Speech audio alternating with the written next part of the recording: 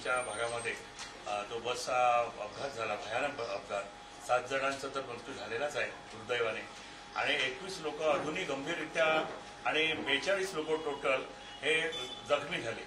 आणि ताबडतोब सगळ्या पक्षामधून सगळ्या लोकांच्या तणावामधून याच्याबद्दल प्रचंड अशा तऱ्हेचं प्रतिक्रिया यायला लागल्या. आणि मग या संदर्भामध्ये बेस्टची कामगार संघटना, आमची कामगार संघटना 50 वर्ष जुनी आहे, बेस्ट कामगार सेना, आणि बेस्टची कामगार संघटना म्हणून आमचं मत काय आहे हे आपल्याला सांगण्यासाठी आणि आपल्याकडून सुद्धा काही अपेक्षा आमच्या आहेत या सांगण्यासाठी आज मी आपल्या सर्वांना इथे विनंतीपूर्वक बोलवलेलं आहे. मी माझं जे निवेदनाचं हे ते आपल्याकडे दिलेलं आहे. प्रत्येक ह्याच्यातनं आपण पुढे जाऊ आणि हे वाटत झाल्यानंतर आपल्याला जो काही प्रश्न विचारायचे असतील ते मला विचारू शकता. पहिलं म्हणजे 27 रोजी बेस्ट उपक्रम वेटलीज प्रवृत्त आणण्याच्या दृष्टीने महापालिका आयुक्त यांच्या दानात बेस्ट उपक्रमाने तत्कालीन महाव्यवस्थापक तसेच बेस्ट उपक्रमाचे वरिष्ठ अधिकारी बेस्ट वर्कर युनियन यांच्यासोबत एक बैठक पार पडली. आणि या बैठकीमध्ये त्यांच्याकडनं 10,000 CNG बसेस घेण्यासाठी कारण त्यावेळी ज्यावेळी हे घडलं 2019च्या मे मध्ये, त्यावेळी ज्या मान्यताप्राप्त युनियनला म्हणजे शशांकरावांच्या युनियनला बोलवलं गेलं होतं कारण ते मान्यता प्राप्त बेरा ऍक्ट प्रमाणे, आणि इतर युनियनला कायदेशीर हे नव्हतं म्हणून त्यांना बोलवलं गेलं आणि त्यांना सांगितलं गेलं. त्याच्या अगोदर त्यांचा एक मोठा असा संप घडून आला होता 9 दिवसाचा, आणि त्याच्यामध्ये त्यांचं नाव झालं होतं म्हणून त्यांना खास बोलवण्यात आलं. आणि त्यांच्याकडनं आणि त्यांच्या अध्यक्षांच्याकडनं तसंच आयुक्त आणि बेस्टचे महाव्यवस्थापक यांना सर्वांचे सह्या घेऊन हा एक MOU बनवण्यात आला. MOU काय बनवला, त्यावेळी 3,337 बसेस आमच्या होत्या, म्हणजे प्रॅक्टिकल 3,337 बसेस होत्या, त्या कायम ठेवून त्याचा स्टाफ कायम ठेवून या सिटीमध्ये 10,000 म्हणजे स्टेप बाय स्टेप 10,000 ह्या वेटलीज बसेस आणायचा असा हा MOU होता. आणि याला कारण काय सांगितलं गेलं तर मुंबई शहराचं जे हवामान आहे ते हे होत आहे, त्यामुळे प्रायव्हेट व्हेकल कमी येतील आणि ही जनरल हे जर आपण वाहतूक वाढवली तर लोक आपल्या गाड्या आणणार नाहीत आणि त्याच्यामुळे प्रदूषण कमी होईल असं सांगितलं गेलं. याच्या पाठीमागचा उद्देश असा सांगितला गेला आणि मग 5 रुपये तिकीट केलं गेलं. 5 रुपये तिकीट केलं गेल्यामुळे सर्वसामान्य मुंबईकर जे 48 लाख मुंबईकर आज बेस्टवर अवलंबून आहेत, या 48 लाख मुंबईकरांना फार मोठा दिलासा मिळाला की बेस्टचं तिकीट 5 रुपये करण्यात आलं. आणि हा जो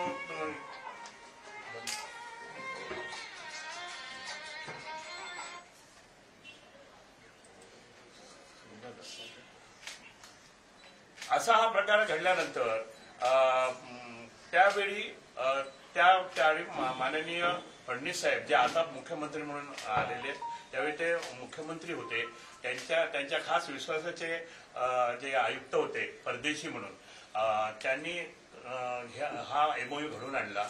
परदेशी साहेबांचं किंवा त्यावेळीच्या फडणवीस साहेबांचं सुद्धा मला असं म्हणायचं नाही, कदाचित या सिटीच्या संदर्भातलं एक वेगळं हे होतं की बाबा ह्या बसेस आल्या तर जास्तीत जास्त लोकांना कमीत कमी पैशामध्ये बसेस मिळतील, पोल्युशन कमी होईल आणि बेस्टला त्याचा फायदा होईल.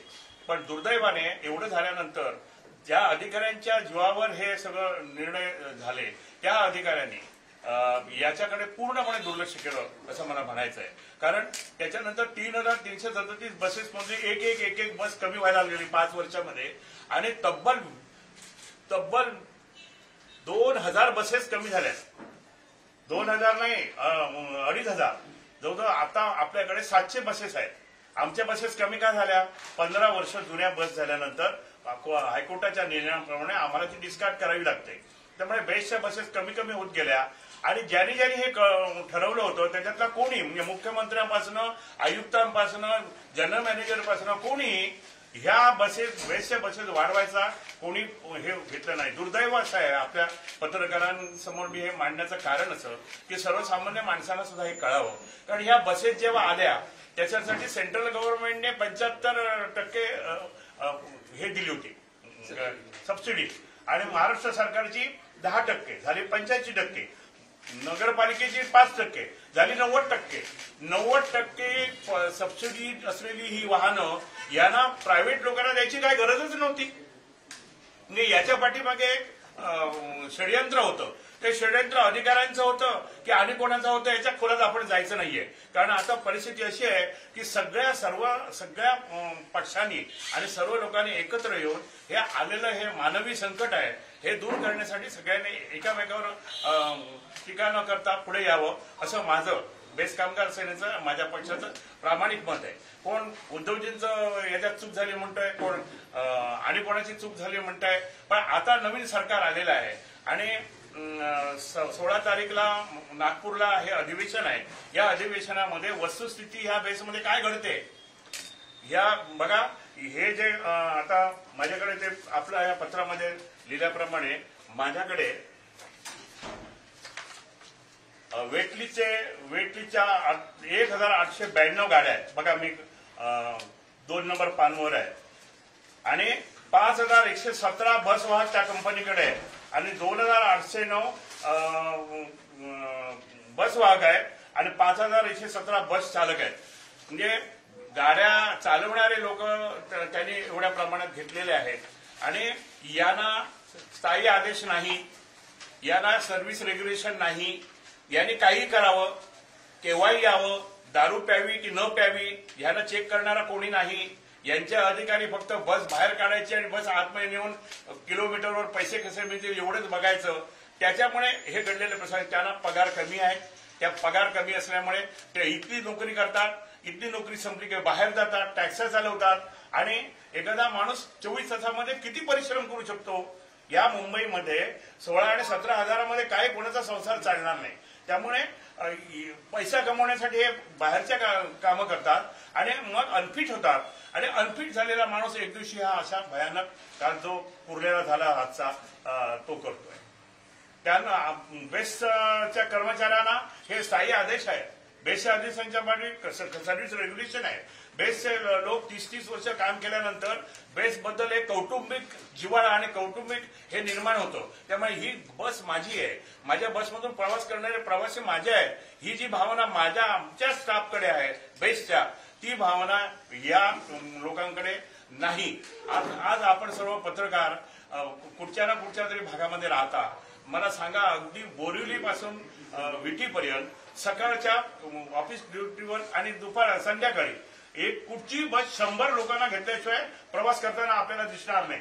100 लोक जिची कॅपॅसिटी 30 आणि 35 आहे किंवा 40 आहे त्याच्यात 100 लोक कोंबून भरले जातात. आणि समजा अशा बसला एखाद्या आग लागली तर किती भयानक तो ऍक्सिडेंट असेल याची कल्पनाच करवत नाही.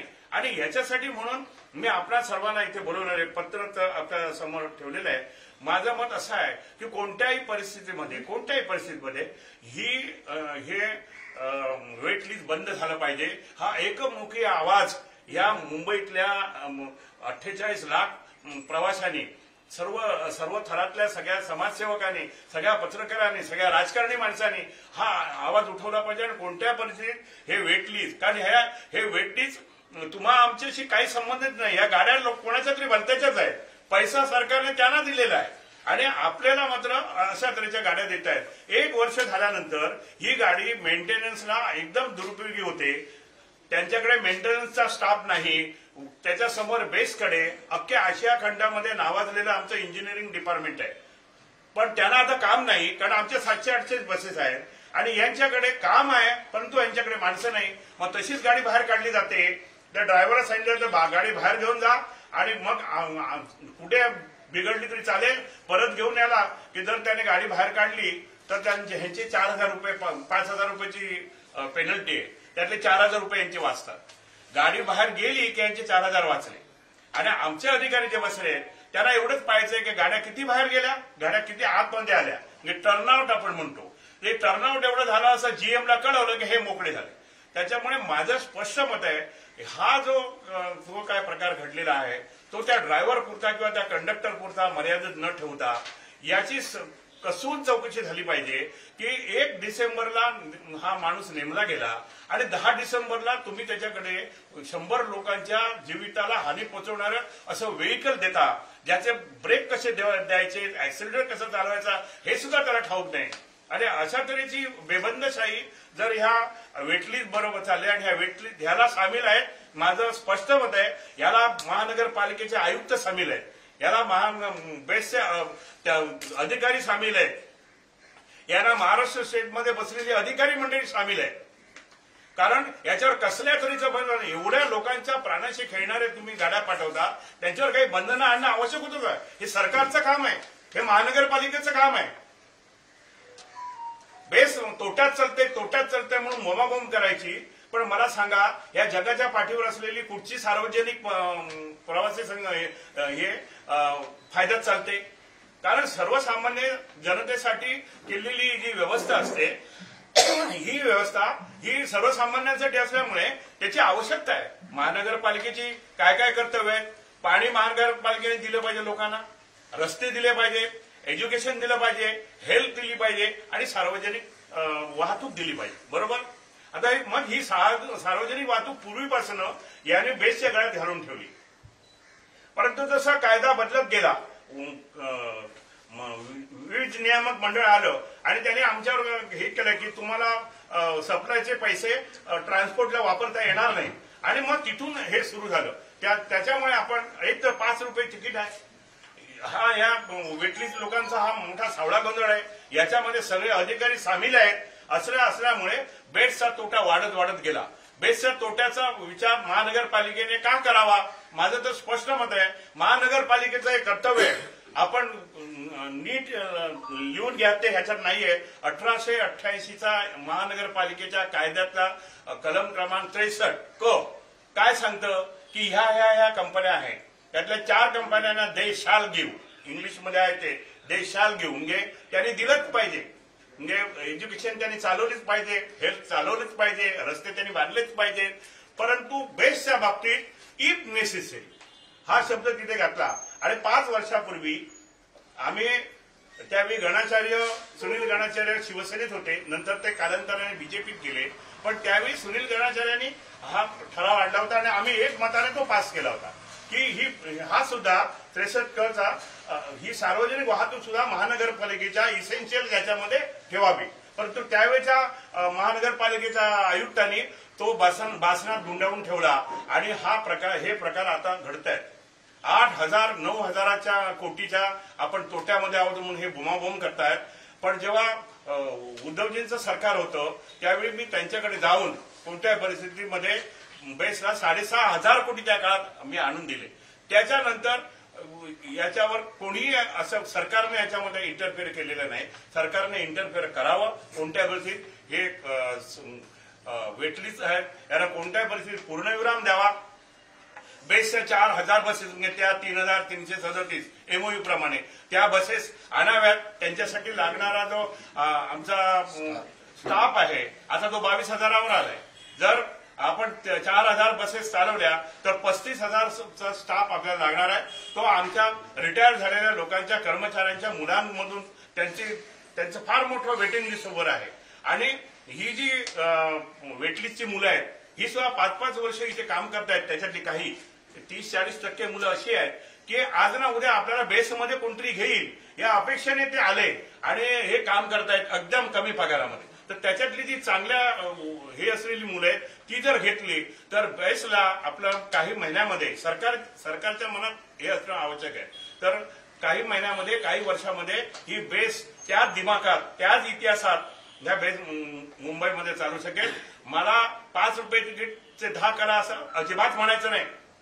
जी महानगरपालिका कोस्टल रोडवर करोडो रुपये होते त्या महानगरपालिकेने स्वतःच्या याचं हे इथे पैसे दिले पाहिजेत. ते उपकार करत नाहीत बेसवर, नाहीतर त्यांनी स्वतः जनरल ही सर्व्हिस चालवावी, बेसकडून काढून घ्यावी. आमची एकमुखी मागणी होती की आमचा जो अर्थसंकल्प आहे हा महानगरपालिकेच्या अर्थसंकल्पामध्ये विलीन करावा म्हणून. याचं कारणच मुळे असं होतं की तो जर विलीन झाला असता तर त्यांना एक हे देणं आवश्यक पडलं असतं. पण त्यांनी तेही केलं नाही. तोही ठराव आमचा आयुक्तांकडे मागची 4 ते 5 वर्ष भासणात गुंडाळून पडलेला आहे. मी 1.5 महिन्यापूर्वी अगदी आचारसंहिता लागली असं असताना सुद्धा मी आपल्या पत्रकारांना बोलवलं होतं. आपली एक हे झाले होते आणि त्यावेळी मी हा इशारा दिला होता. हा धोका आज ना उद्या आहे आणि तुम्ही जर याच्यात जर सरकारने विशेष पाऊल उचललं नाही उद्याच्या अधिवेशनामध्ये तर दररोज तुम्हाला निरपराध लोकांचे बळी झालेले ह्या मुंबईमध्ये दिसतील. कारण सकाळी आम्हाला कामाला जावंच लागणार आहे. प्रचंड अलोट गर्दी त्या याच्यातही होते आणि मग जाणाऱ्या येणाऱ्या लोकांच्या अशा तऱ्हेने जर जीव जायला लागले तर त्याचं संरक्षण कोण करणार. बेस्ट कामगार सेना या नात्याने मी आपल्याला विनंती करतोय की सरकारने एक कमिटी याच्यावर नेमावं. सरकारने एक कमिटी नेमावी आणि या कमिटीवर आपल्याला आवडतात ती लोकांना काय म्हणावं. ज्या लोकांनी या बेसमध्ये काम केलंय, आम्ही 25 वर्ष मी या बेसचा कामगारांचा नेता आहे. 25 वर्ष मी बेस समितीवर आहे. आमच्यातले काही लोक ज्यांना ही बेस कशी चालवता येईल, इथे काय चुकतंय आणि कशा तऱ्हेने आपण जाऊ शकतो याची पूर्ण कल्पना आहे. आयुष्यात त्याच्यामध्ये अशा लोकांचा त्या समितीवर अंतर्भाव करावा आणि ही बेस वाचवण्यासाठी सरकारने पाऊल उचलावं अशी माझी आपल्या सर्वांतर्फे सरकारला विनंती आहे. याच्यामध्ये एकामेकावर आरोप करत होते म्हणून हा आरोप खोडून काढण्यासाठी हा एमओयू काय झालाय, या एमओयूची एक प्रत मी आपल्या सर्वांच्या माहितीसाठी जोडलेली आहे आणि आपल्या सर्वांसाठी म्हणून एक पॉइंट असलेला एक हे याच्यात जोडलेलं आहे. या व्यतिरिक्त जर आपल्याला काय प्रश्न विचारायचे असेल तर आपण विचारतो. ह्या वेटलिस्टच्या बसेस आल्यापासून बेस्टला काही फायदा झाला की तोटा झालाय काय? वेस्ट लिस्टच्या बसेस जेव्हा यायला सुरुवात झाली तेव्हा 800 कोटीचा आपल्याला तोटा होता. आज तो 10,000 कोटीचा झालेला आहे.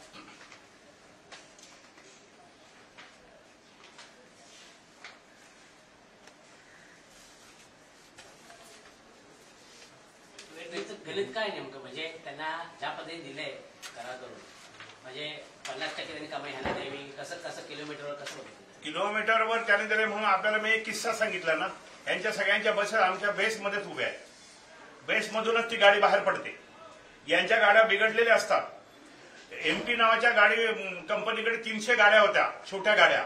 मध्ये मी ते प्रकरण आपल्या पत्रकारांच्या समोर हे केलं होतं. त्या अनेकला तिथे झाडामध्ये अडकलेल्या त्या गाड्या आता ते काढल्या आहेत. जो तो आपापल्या गाड्या घेऊन गेलेला आहे आणि त्या गाड्या बंद पडल्या. आलं लक्षात. याच्या हे काय षडयंत्र कसं आहे याच्यामध्ये त्यांचे अधिकारी आणि आपले अधिकारी मिळालेले. ती गाडी बाहेर पडते, ती बिघडलेली असते, तिचा ब्रेक लागत नसतो. तो ड्रायव्हर सांगतो साहेब ब्रेक लागत नाही. नाही तू कसं करून ती बाहेर घेऊन जा आणि तो 5 मिनिटावर जा आणि उभी कर आणि परत घेऊन ये. ती गाडी जर बाहेरच गेली नाही तर तिला 5,000 रुपये दंड आहे दर दिवशी. पण ती गाडी बाहेर गेली आणि मग ती किती आली, किती लोकांना घेऊन आली, किती पैसा कमवून आली याच्याशी काही संबंध नाही. की आतमध्ये आली की यांचे 4,000 रुपये वाचले. ह्यांचे 4,000 रुपये वाचवण्यासाठी आमचे काही अधिकारी आणि ह्यांचे अधिकारी यांचे साठवणूक आहे आणि ज्या प्रवाशांसाठी ही सोय आहे त्याचा कुठे विचारच केला जात नाही. बरं, याच्यावर आयुक्तांचं, जनरल मॅनेजर किंवा महाराष्ट्र सरकारच्या अधिकाऱ्यांचं कंट्रोल असणं आवश्यक आहे. कसलंही कंट्रोल नाही.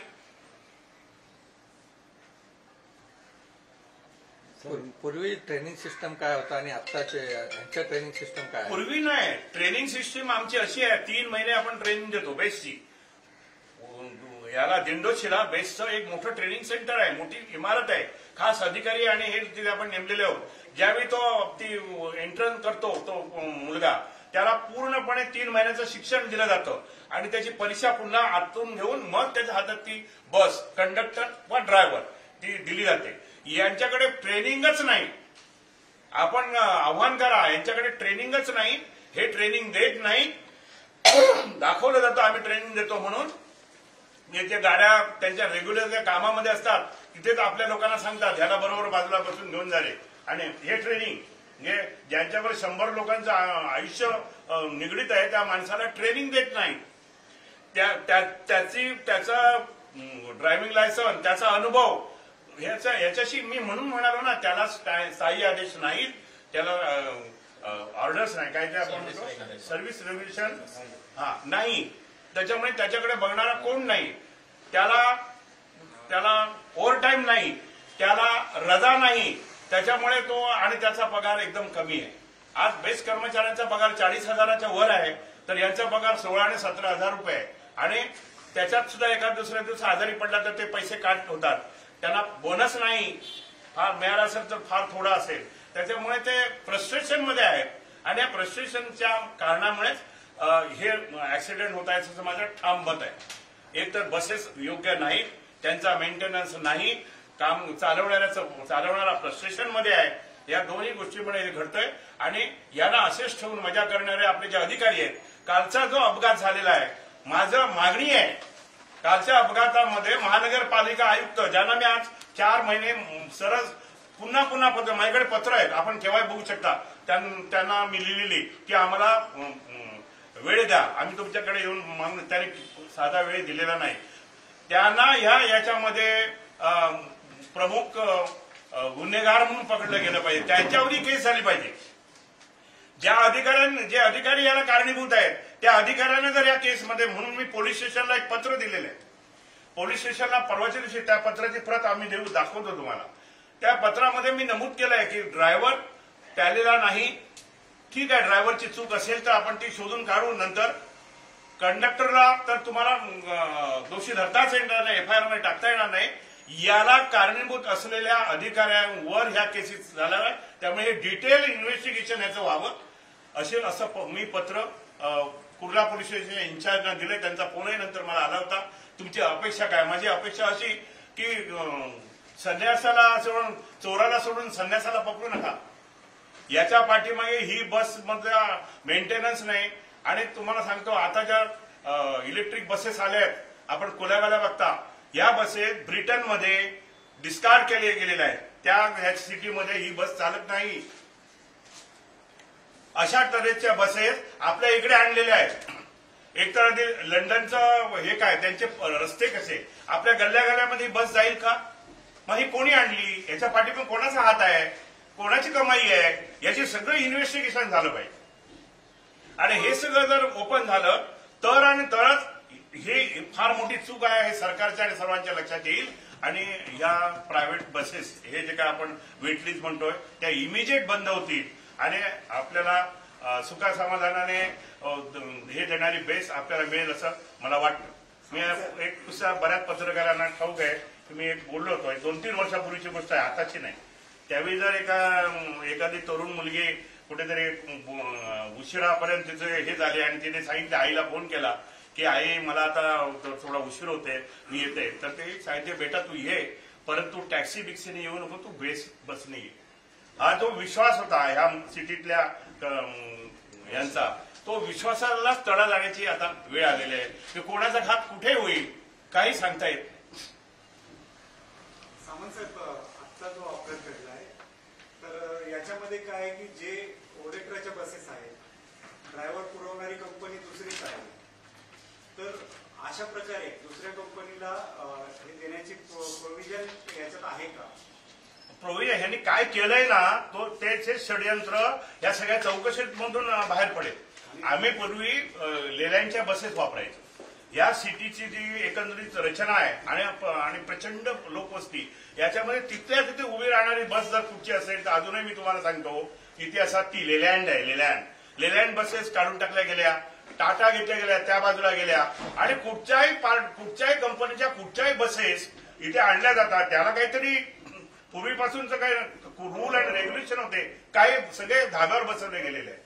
तोच प्रश्न असाच आहे की ह्या कंपनी बरोबर पहिलं म्हणजे करार हे वैध आहे का? वैधच नसावा. दुसरी गोष्ट, या कंपनीने म्हणजे ज्या कंपनीने त्याला ट्रेनिंग दिलं नव्हतं आणि हे म्हणजे तरीही ड्रायव्हरला त्यांनी ड्युटीवर पाठवलंय, त्याच्या विरुद्ध काही कारवाईची, त्याच्याच विरुद्ध कारवाई व्हावी म्हणून तर मी तुम्हाला बोलवलंय. तुम्ही पत्रकारांनी सुद्धा एकमुखी ही मागणी केली पाहिजे की ह्याच्यामध्ये खरा दोषी कोण आहे. एक कंडक्टर आणि ड्रायव्हरला तुम्ही दोषी करून हे मिटवून टाकणार आहात का? नाही, यावेळी तर आपण होऊ द्यायचं नाही. आणि तसं झालं तर मी उग्र आंदोलनाला उतरेन आणि थोड्याच दिवसात उतरेन. मी सांगतो, फक्त ते कशा तऱ्हेचं असेल ते त्याच वेळी कळेल. मी सोडणार नाही. तुम्ही हे जे त्यात मोठे मासे आहेत ना, तेच गळाला लागले पाहिजेत. तर आणि तरच या वेटलिस्ट बंद होतील आणि बेसला चांगले दिवस येतील. तुम्हा लोकांना, आपल्या लोकांना चांगली गाडी मिळेल, चांगली सर्व्हिस मिळेल. कंपनी कुणाची आहे किंवा काय याच्यावर माहिती मिळाली? काय कोणाला काही माहिती नाही. मी माझ्या पत्रात लिहिलंय ते, ही कंपनी कोणाची, कुठच्या कंपनीची गाडी आणली. कारण यांची ब्रेक सिस्टीमही फॉल्टी आहे. म्हणजे कधी कधी ब्रेक दिला ना तर ती गाडी 20 फूट पुढे जाते आणि थांबते. तुमच्या बाजूला पुरी म्हणून आमचा ड्रायव्हर बसलाय, त्याला विचारा. हे लोक ते चालवतात आणि आम्हाला यांचा फोन येतो म्हणे किंवा साहेब आम्हाला भीती वाटते, गाडी चालवायची कशी. पण यांचा आवाज उठवणारा कोण नाही. यावर्षी जे 2024 म्हणजे मार्च नंतर जेवढे अपघात झाले ते 12 अपघात इलेक्ट्रिक बसचे झाले आणि त्याच्यामध्ये 10 बसचे अपघात हे ओडेक्राचे आहेत. तर तुमचं असं म्हणणं आहे का ही ब्रेकिंग सिस्टम मध्ये प्रॉब्लेम? अच्छा, 100% असणार. त्या कामगाराला बळी द्यायच्या अगोदर याची पूर्णपणे छाननी झाली पाहिजे. माझं स्पष्ट मत आहे. कामगाराने कशासाठी ते केलं, का झालं. आता म्हणतात ते ऍक्सिलेटरवर पाय पडला काय, पण नाही, त्याची छाननी पूर्ण झाली पाहिजे की या बसला ब्रेक लागतो का, टेक्निकल प्रॉब्लेम काय याच्यापर्यंत उतरलं पाहिजे. 300 बसेस जी कंपनी 100 बसेस वर्षभरात काढू शकत नाही, ती कंपनी 300 बसेस एका वर्षात एमपी कंपनीला देते. म्हणजे कशा तऱ्हेने तुम्ही ते मॅन्युफॅक्चर केलंय आणि त्याचं सगळं चेक सरकारने केलं की नाही, काय झालेलं नाही. वरच्या लेवल पासून अधिकाऱ्यांनी याची मजा केलेली आहे आणि त्याची सजा सर्वसामान्य माणसाला हे मृत्यू येत आहे. म्हणून आता वेळ लावायचीच नाही कोणत्या परिस्थितीत. जर 16 तारीखला नागपूरला या संदर्भामध्ये मुख्यमंत्र्यांनी निर्णय घेतला नाही तर बेस्ट कामगार सेना या मुंबईमध्ये प्रचंड उग्र आंदोलन करेल. रस्त्यावर उतरून काय होईल ते होईल. उग्र म्हणजे नक्की काय ते मी त्यावेळी सांगेन. सर, काल एक व्हिडिओ व्हायरल होतोय. एक बस चालक वाईन शॉप वरतून थेट मद्य घेताना त्या व्हिडिओमध्ये दिसत आहे. याबाबत आपली प्रतिक्रिया काय? त्या बेस्ट बस चालकावर काय कारवाई करण्याची ते मी वाचूनच दाखवले, तयार आहे. मुंबई मुलुंड आगारातील बेस्ट चालक मद्यधुंद अवस्थेत चालवल्याचे निदर्शनास आले आहे. अशी कोणती घटना समोर आली आहे? संबंधित चालक दारू पिऊन गाडी चालवत होता. या व्हिडिओ नंतर काही कारवाई झाली आहे का असा प्रश्न आहे. बरोबर ना सर्व. मुलुंड आगारातील एसएमटी डागा कंपनीची बस निवडणूक कामासाठी पाठवण्यात आली होती. ही पॅसेंजर आणण्यासाठी पाठवली गेली नव्हती. 1-2 दिवसापूर्वी सोशल मीडियावर व्हायरल झालेला वाईन शॉप वरून दारू विकत घेताना बस चालकाचा व्हिडिओ वरून सोशल मीडियावर टीका झाली. सदर इलेक्शन ड्युटीला पाठवण्यात आलेला वेटलिस्ट बस चालक श्री सिद्धेश्वर बारसकर, चालक क्रमांक 19-012 हा वाईन शॉप मधून कामावर कार्यरत असताना दारूची बाटली वाईन शॉप मधून विकत घेतली. संबंधित बस चालकाविरुद्ध वेटलिस्ट कंपनीच्या व्यवस्थापनाने 10 दिवस निलंबन केल्याची कारवाई समजते, पण शिक्षेबाबत खात्रीलायक माहिती नाही. बेस्ट चालक दारू पिऊन गाडी चालवतात अशा साधारण किती तक्रारी येतात? प्रत्येक महिन्यात किंवा वर्षाच्या हिशोबाने त्यांच्यावर काय कारवाई होतं? दुसरा प्रश्न आहे. मला जे प्रश्न आले ते बेसने कायम कर्मचाऱ्यांवर अशी दारू पिऊन गाडी चालवण्याची घटना आमच्या बेसमध्ये अजिबात नाही. मात्र वेटलिस्टवर काम करणारे कंत्राटी कामगारी कर्मचारी असताना मद्यपान करतात अशा प्रवाशांच्या तक्रारी आहेत. मात्र कंत्राटी कर्मचाऱ्यांना कायदे लागू नसल्यामुळे त्यांच्यावर कायदेशीर कारवाई बेसकडून करण्यात येत नाही. म्हणजे आता जे होते ते कंत्राटी कामगार आहे. आणि बोला. फक्त वांद्र्याचाच नाही तर म्हणजे मुलुंडचाच नाही तर वांद्रे पूर्व आणि अंधेरी पश्चिम इथले सुद्धा व्हिडिओ समोर आले की गाडी वाईन शॉपच्या बाहेर लावली, तो ड्रायव्हर उतरून जातोय, त्यानंतर मद्य घेतो, असे व्हिडिओ आता समोर यायला लागले. असे बऱ्याच ठिकाणचे आता समोर आमच्याकडे बेसमध्ये एवढं कडक शिस्त आहे ना की तो ड्रायव्हर खाली उतरू शकत नाही. एकदा बसला गाडी चालली की त्याने काही करायचं नाही, गाडी सोडायची नाही. आणि आमचा ड्रायव्हर आणि कंडक्टर जेव्हा बेसमध्ये प्रवेश करतात त्यांना त्यांची तिथे सिक्युरिटीकडून छाननी होती. ते व्यवस्थित आहे का, त्यांची बॅग छानली जाते, जाताना सुद्धा त्यांची छाननी होते. तेव्हा आमचा एम्प्लॉई कोणत्याही परिस्थितीमध्ये अशा परिस्थिती असूच शकत नाही, कारण त्याला स्थायी आदेश आणि रेग्युलेशन आहे सगळं हे आहे त्याच्यावर. पण सावंत साहेब, जर असे जसं म्हणता की कंत्राटी कर्मचाऱ्यांकडून हे होतंय तर मग यांच्यावर काय कारवाई नाही. कंत्राटी गाड्याच बंद करा. हे त्यांच्यावर कारवाई करून काय होणार नाही. अधिकारी माजलेले आहेत, त्यांच्या अधिकाऱ्यांना काय पडलेली नाही, कोणाच्या मृत्यूची त्यांना काय पडलेली नाही. आमच्या डेपोच्या अधिकाऱ्यांना एवढंच कळतंय की एवढ्या गाड्या बाहेर गेल्या, 98% हे झालं, एवढं वरच्या लोकांना कळवलं की झालं. पैसे किती मिळाले, त्यांना किती द्यावे लागले आणि आपल्याला किती पैसे आल्याचा हिशोब मी तुम्हाला सांगितला ना. जेव्हा कंत्राटी गाड्या सुरू झाल्या तेव्हा 800 आपण लॉसमध्ये होतो, 800 कोटी, आता 10,000 कोटीने लॉसमध्ये आहोत. हिंदी में बोलो, हिंदी. और आप हजारों बसेस लाएंगे, 5,000 ड्राइवर लोग जिसके पास कोई कार्रवाई का ये है ही नहीं, उसको कायदा भी नहीं है, ऐसे लोगों के हाथ में गाड़ियां देंगे तो अपने सिटी के लोगों को ऐसी हालत हो जाने वाली है. इसके लिए मैंने आज आपके सामने आपको मैं ये भी दिया है. ये देखो 5 अभी फिलहाल मारुति कंपनी जिसके पास 625, टाटा के पास 340, मातेश्वरी के पास 570. ये मातेश्वरी कंपनी है ना, पिछले 6 महीना में 5 गाड़ियां उनकी जल गई. मातेश्वरी कंपनी वो बेस की गाड़ियां नहीं थी, नाम मोनोग्राम उधर है, इसका बेस का है, पर गाड़ियां सब उनकी है. ये सब लफड़ा वो वेटलिस्ट के गाड़ियों का है. बाद में ईवी ट्रैवल करके ओलेट्रा का 40 गाड़ी है, जो ओलेट्रा ने अभी ये पराक्रम किया है. ईवी ट्रांस में 200 सदस्य, स्विच में 50, पूरा 1,892 गाड़ी वो लोगों का चलता है दैनंदिन. और इसके पीछे कोई रूल रेगुलेशन कुछ नहीं है. इनको कैसे लिया जाता है, ट्रेनिंग नहीं, उसका क्वालिफिकेशन क्या है, वो कौन सा ड्राइवर है, लाइट व्हीकल का है कि हेवी व्हीकल का है, ये भी देखा जाता है कि नहीं मुझे मालूम नहीं. मगर ये लोगों के कारण आज बहुत बड़ा पूरे खतरे में ये बेस गई है. बेस का दैनिक इतिहास ये लोग खराब कर रहे हैं. तो कुर्ला की घटना में किस तरह की जांच की मांग करेंगे, क्या चाहेंगे? कुर्ला की घटना के बारे में मैंने पुलिस को खत लिखा है, सरकार को भी लिखूंगा कि ये जो जांच है ये पूरी तो होनी चाहिए.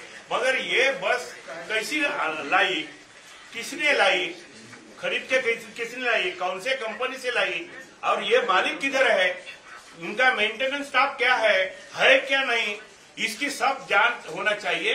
ये जांच होने के बाद आपको समझेगा कि ऊपर बैठे वाले अधिकारी ये सब फुल लाइट में ले रहे थे, पैसा उनके पास जा रहा था और सर्वसामान्य आदमी का ये खतरे में था.